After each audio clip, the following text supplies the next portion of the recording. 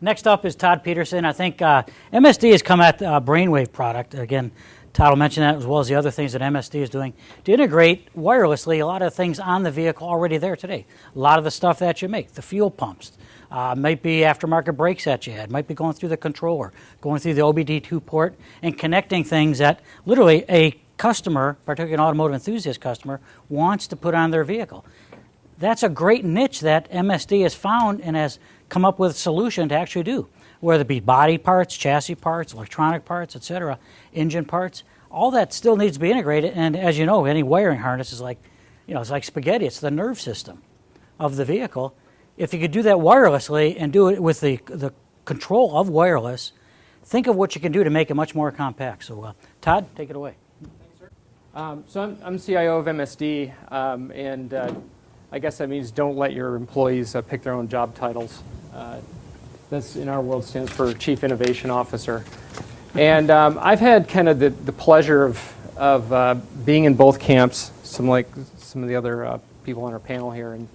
And it's I spent half a career at General Motors as an engineer and another half a career as an entrepreneur in Silicon Valley. So I'm familiar with some of the antics that go on up there. And then also I started a company and ended up selling it to MSD about 5 to 6 years ago. So I've had 15 jobs, and I certainly could fill up more than 10 slides worth of mistakes in the last decade or so. So, but I think what that's gotten me is to a point where I have a little bit different perspective. And so what I've been doing is really helping our team understand and digest what's going on in the automotive industry, not only from the perspective of sitting there, but also listening to presentations that have been up here thus far. So, for those of you that don't know us, I mean, we've been around for a while. Here we go. We've serviced right now the enthusiast marketplace. We've been around 45 years. We're mainly started out being an ignition company. Since then, we've purchased some companies through private equity transactions that got us into the tuning space and some data acquisition racing spaces and things like that. We're headquartered in El Paso, Texas, and we also have offices in California and Utah and Florida, which came with all those acquisitions. We employ about 430 people and have about 240,000 square foot worth of roof, which is a pretty large company in a traditional aftermarket. Our brands, obviously MSD is the ignition brand that's been around the longest, but we also recently launched an atomic EFI brand underneath MSD for launching some new technology in EFI and taking advantage of new market segments there. We own Superchips and Edge, which for those of you that are familiar are performance tuning companies, and they reside sort of on post-OBD2 vehicles for vehicle tuning. We own RacePack, which is an acquisition that we made about 6 years ago now, well, 8 years ago now. And they do data acquisition systems primarily for drag racing. And then recently, which we're kind of here to talk about today, is Brainwave. And that's our vehicle management network brand that we launched at SEMA this year, and we'll get into some details about that. I was kind of trying to figure out how to put some slides together for this conversation here. I didn't really know what kind of people were going to be in the audience, so I took one of the slides from one of our management presentations that I typically give in our company, and this is how we, as a traditional aftermarket company, kind of think about the aftermarket. It's kind of gone through 3 distinct phases.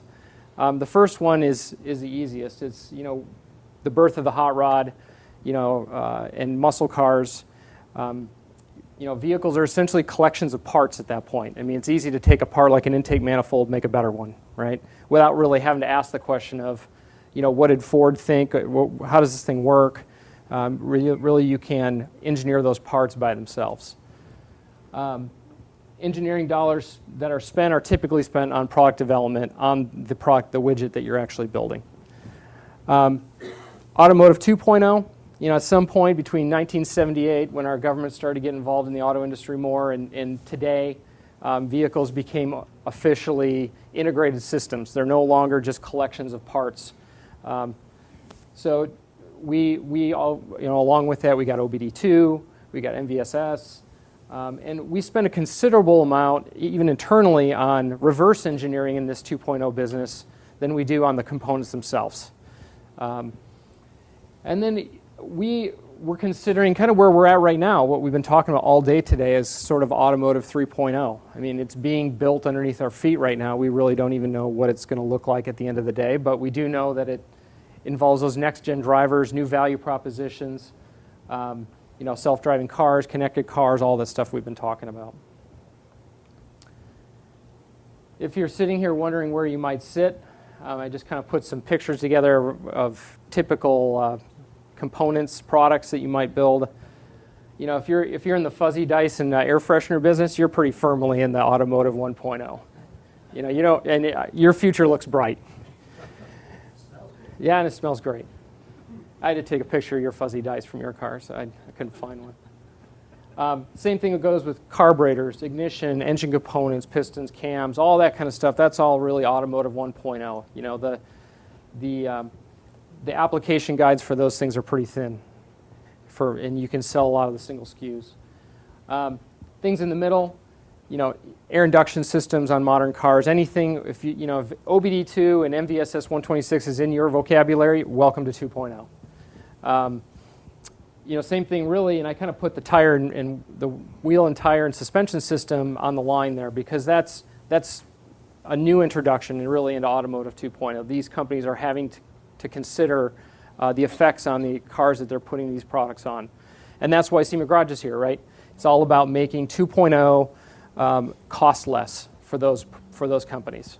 Let's realize that this is a collective effort. We need to reverse engineer these cars, and SEMA is helping us all do that through facilities like this and data sharing and all that good stuff. And it's, the challenge is sizable. The amount of reverse engineering that has to occur and will continue to occur will get nothing but worse over time. As complexity comes from Detroit to react to regulatory environments and, NVIDIA products and all this stuff, they just get more complex. It also gets a lot cooler, it gets a lot safer, but also gets a lot more complex. So we even consider there to be sort of a finite limit on value that can be added in Automotive 2.0. There may become a time in the future that it costs too much to reverse engineer to provide value that you can actually sell and market, considering all the value chain as well, the distribution channels, everybody that has to make money and all of that. Where we're headed, I guess accidentally hitting buttons. Automotive 3.0, everything we've been talking about today. And I think that there's some good news buried into 3.0 for 2.0 and 1.0 companies. And that's kind of what we're here to, I'll get into that a little bit later, but a lot of it's enabled by Brainwave. Automotive 3.0, obviously a lot more like Silicon Valley, and my interpretation of that comment is Automotive 3.0 is breaking down barriers to entry. Gary said it earlier, and I thought that was very astute. Why aren't people creating products for the automotive industry? I thought it was a very interesting comment. Why aren't, it's so easy to create things. Why aren't we creating things?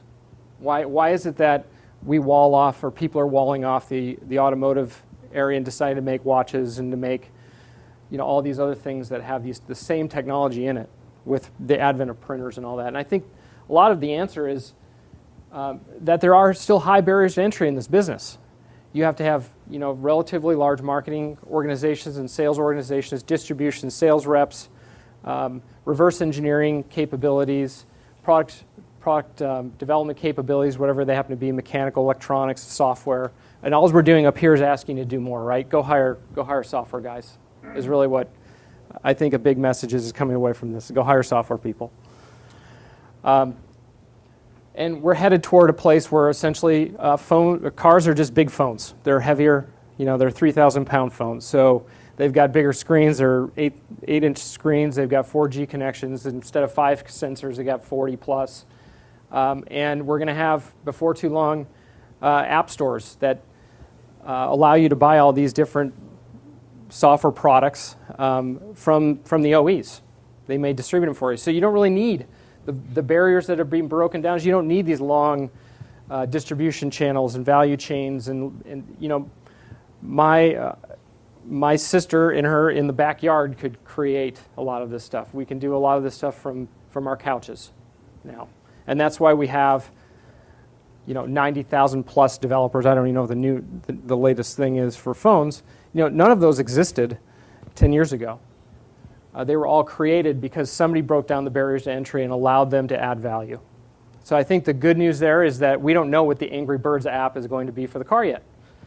You know, there's going to be a killer app out there, or maybe 5, that we'll be talking about 10 years from now and pointing to as a success story as a result of Automotive 3.0. And we hope that Brainwave, and this is all what led us down this road to releasing Brainwave, and it's really to help the people in this room right now who are thinking, okay, so my takeaway is I got to go hire a bunch of software guys and really turn my businesses upside down. If you're making intake manifolds, or if you're making EFI systems or emergency stop products. So here's what we're really trying to address with Brainwave.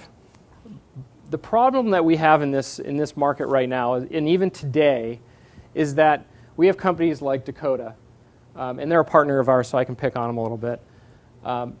They make beautiful instruments, and they make them for all different kinds of cars. They really pride themselves on those products.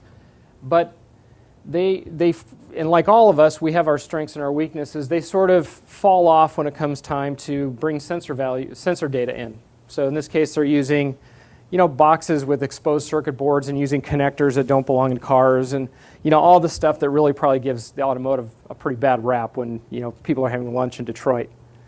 I'm going to stop touching this thing. And then we introduced the phone to the whole thing, you know. So here we are adding cost once again to something that's probably already on a margin right now for providing value.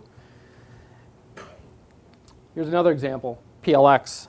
They make beautiful instruments, right? They're OLED instruments. They're thin. They got good graphics.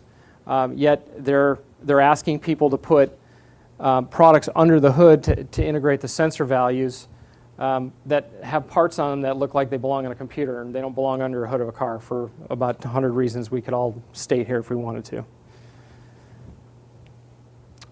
Here's the opposite problem.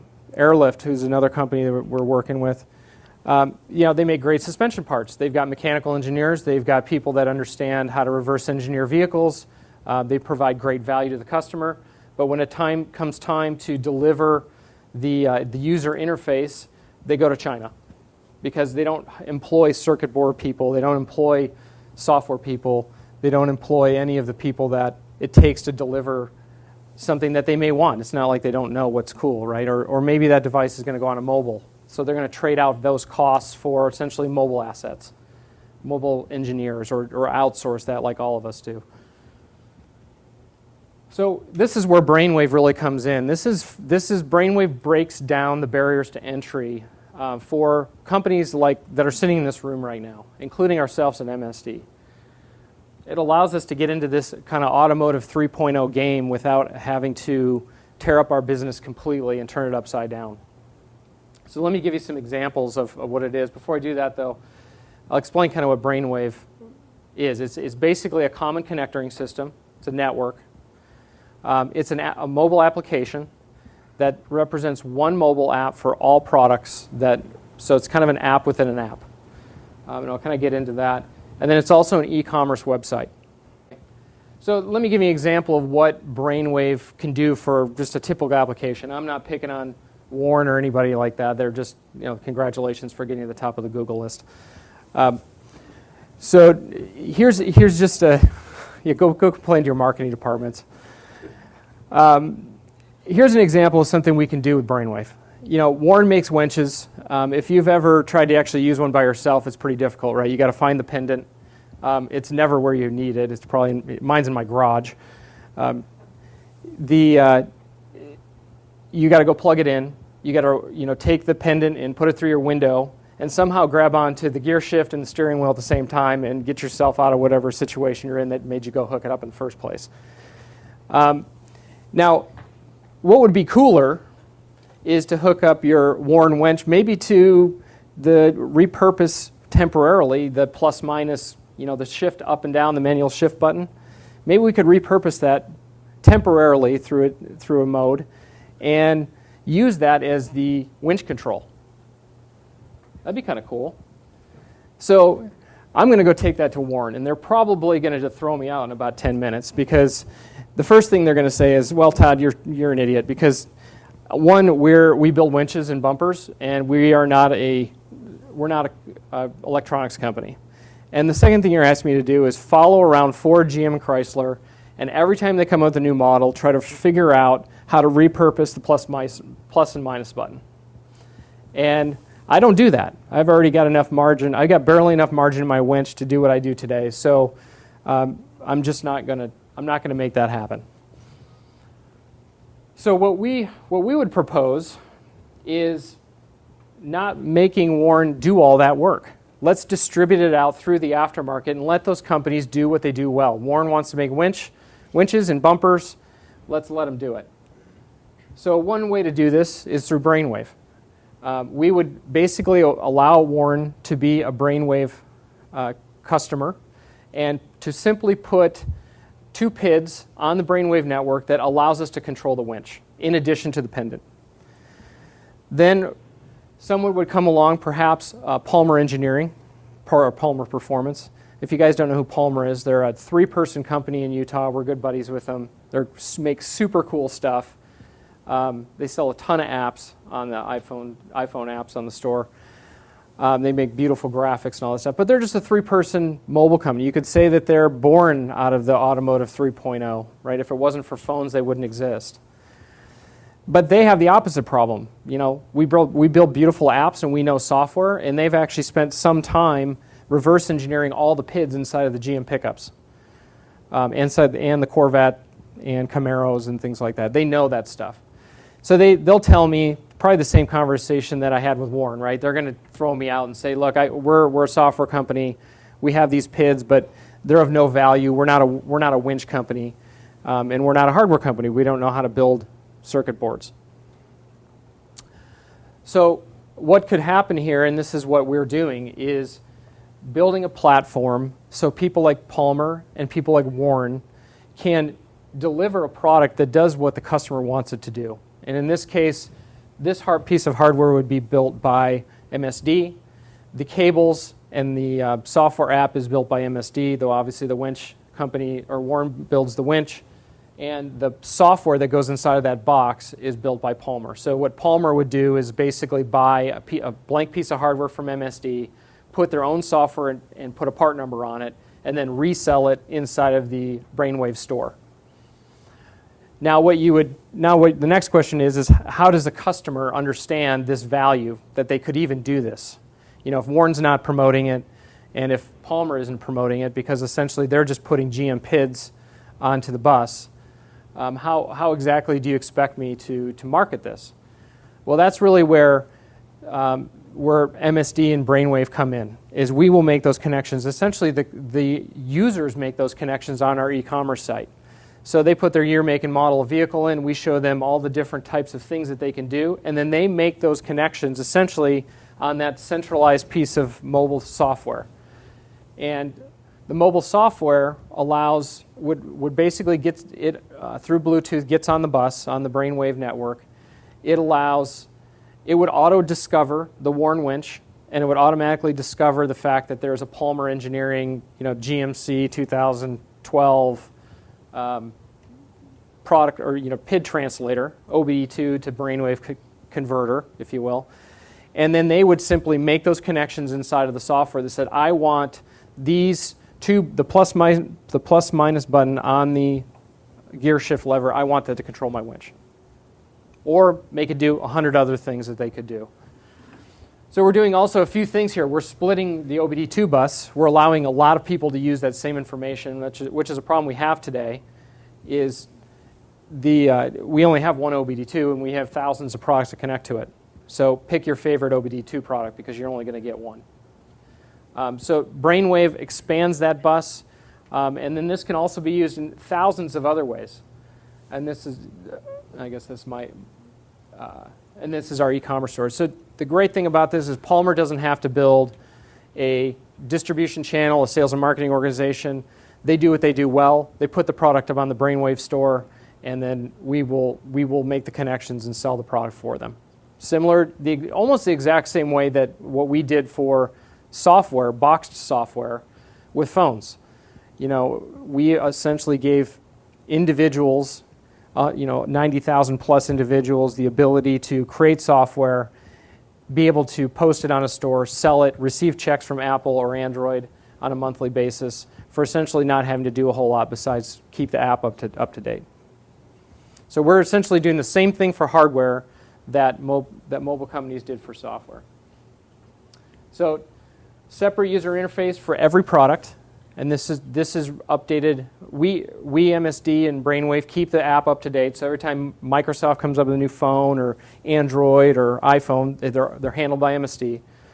The app inside of an app belongs to the individual, the manufacturing partner, and we help you develop those user experiences. We have full-time staff doing that.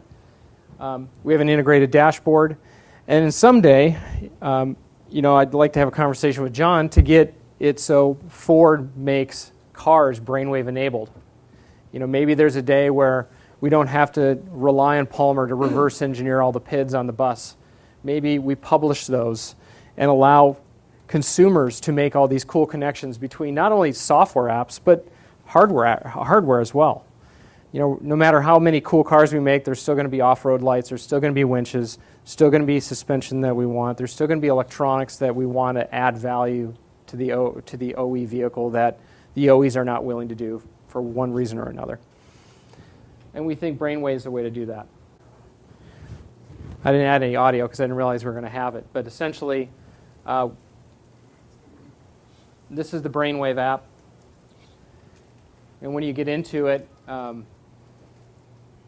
it'll show you how you can, it auto-senses the different products that are on the network.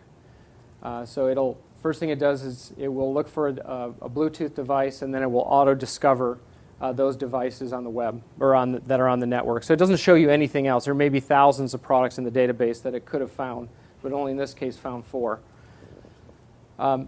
And then whenever you click the button, it launches that user experience for that particular product. So you can do things like do regular settings, things that you would probably hire a third-party app developer to do. You can do right in our own application. It'll pull up another thing here, and this is a fully functional app. We have it hooked up to our EFI systems where we're actually doing tuning on the application. We've displaced the PC to a certain extent and made it so people don't have to have PCs. We're actually doing the tuning here. So you've got a full VE map. It's 3-dimensional, and it allows users to tune the vehicle on their mobile device. So we're not just playing matchmaker with different resources. We're also, it's a fully functional application. We have a dashboard here that's configurable. After looking at the NVIDIA graphics, I think we'll probably have a conversation with our team. But this is an app we're going to continue to develop, and eventually, given the right amount of access, we would put this in the vehicle within the apps that are available on the vehicle as an aftermarket interface. If we were able to get the right access to do that. So the benefit is Dakota can do what they do well. They don't have to add costs and keep having to add to their engineering budgets to do the same thing that they've been doing. Same thing with PLX, same thing with Airlift. The benefits, I think, overall is OEM-like vehicle integration without the engineering costs to get there. So we can do things like we just described without asking Warren to do it. Essentially, it's inherent in the products that Brainwave possesses. Mobile application adoption by manufacturers without the expense of having to continuously pay a third party or hire resources to do that yourself. You're talking anywhere from $25,000 to $50,000 a year to just do that portion of it. And then I think the best thing about this is that it allows new players to come into the hardware market. So the same way we're going to attract new app players to Automotive 3.0 through the efforts that Ford's doing and the OEs, Brainwave allows new hardware players to come into the fold without having to do all of those things that we talked about with distribution channels and all that kind of things. Small guys like Palmer can take intellectual property they already have, install it into a product, sell it on the Brainwave store. We do all the work for them. And that's all I really had. That's Brainwave. Thank you, Todd. Yeah.